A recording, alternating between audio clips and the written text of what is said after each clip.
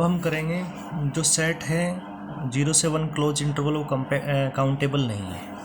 अब मान लेते हैं इसको कि ये काउंटेबल है और कोई भी काउंटेबल सेट है। अभी हमने थ्योरम पढ़ी थी आउटर मेजर की पीछे हमने कि outer measure of A countable set is 0, तो इसका 0 हो जाएगा। अब दूसरी कंडीशन से करेंगे, यानी कि देखो ये क्लोज इंटरवल है और कोई भी इंटरवल है उसका आउटर मेजर क्या होता है, उसकी लेंथ और इसकी लेंथ क्या हो जाएगी, डिफरेंस ऑफ एंड पॉइंट, इनकी 1 - 0 इज इक्वल टू 1। ये आपस में इक्वल नहीं है, इनकी कॉन्ट्राडिक्शन एग्जिस्ट होगा। इनकी जो हमने मान लिया वो गलत, हमने क्या माना था काउंटेबल, तो ये काउंटेबल ही नहीं होगा। नेक्स्ट है outer measure of A is equal to 0। Then हमने प्रूव करना है कि outer measure of A union B is equal to होगा outer measure of A B. दूसरी इसी में कंडीशन है, अगर बी अगर ए में कंटेन कर रहा है तो आउटर मेजर ऑफ बी भी क्या होगा 0। अब देखो कोई भी बड़ा हमें जानते हैं कि outer measure of A union B क्या होगा, लेस देन इक्वल टू होगा outer of measure of A plus outer measure of B.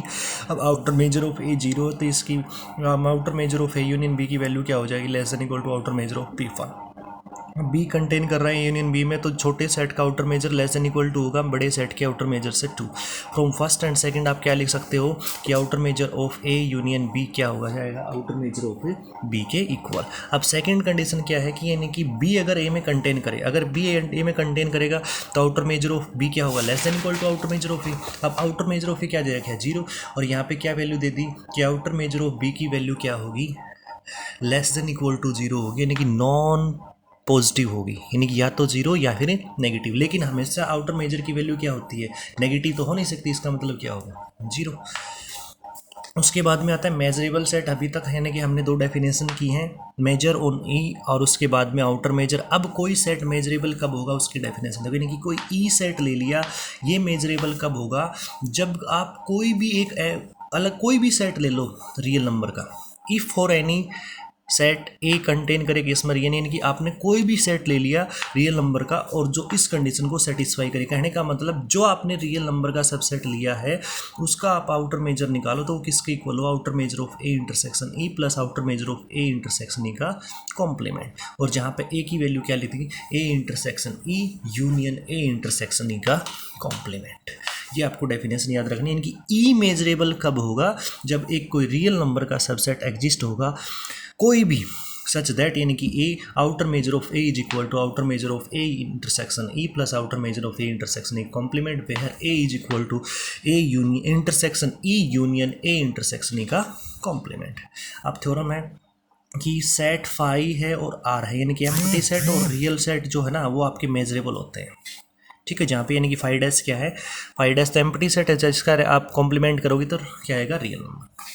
तो पहले थ्योरम करते हैं, देखो फॉर सेट फाई भी मेजरेबल, अगर कोई भी सेट मेजरेबल है तो कंडीशन सेटिस्फाई करेंगे जो हमने डेफिनेशन में पढ़ी थी, यानी कि कोई एक ए सेट आएगा, कोई एनी ए सेट आएगा मनमाना सेट रियल नंबर का, और वो इस कंडीशन को सेटिस्फाई करेगा। इनकी ई की जगह आप क्या रख दोगे फाई और फाई का डैश। अब ए इंटरसेक्शन यानी कि ये चीज़ हमने प्रूव करनी पड़ेगी, तो इसकी हमने राइट हैंड साइड उठा ली। Now outer measure of A intersection phi plus outer measure of A intersection phi complement is equal to A intersection phi क्या होगा फाई एम्प्टी ला।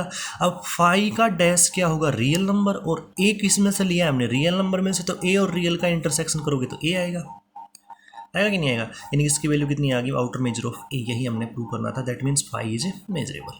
अब दूसरा है हमने आर मेजरेबल प्रूव करना है, आर मेजरेबल प्रूव करोगे तो वही बात डेफिनेशन से, अब ई की जगह अब आर काम करेगा, अब यानी कि कोई मनमाना सेट आएगा ए आर का और ये सेटिस्फाई करेगा कंडीशन, यानी कि आउटर मेजर ऑफ ए, यानी ये कंडीशन हमने सेटिस्फाई करनी है। तो अभी यानी कि वापस से हमने वैसे ही करेंगे, लेफ्ट इसकी राइट हैंड साइड उठा लेंगे, मैं outer measure of A intersection R outer measure of A intersection R complement. अब ए कंटेन कर रहा है आर में तो ए इंटरसेक्शन आर ए होगा, अब आर कॉम्प्लीमेंट क्या हो जाएगा एम्प्टी, तो ए इंटरसेक्शन एम्प्टी क्या आएगा एम्प्टी आएगा, ये दिखती है यहाँ पे।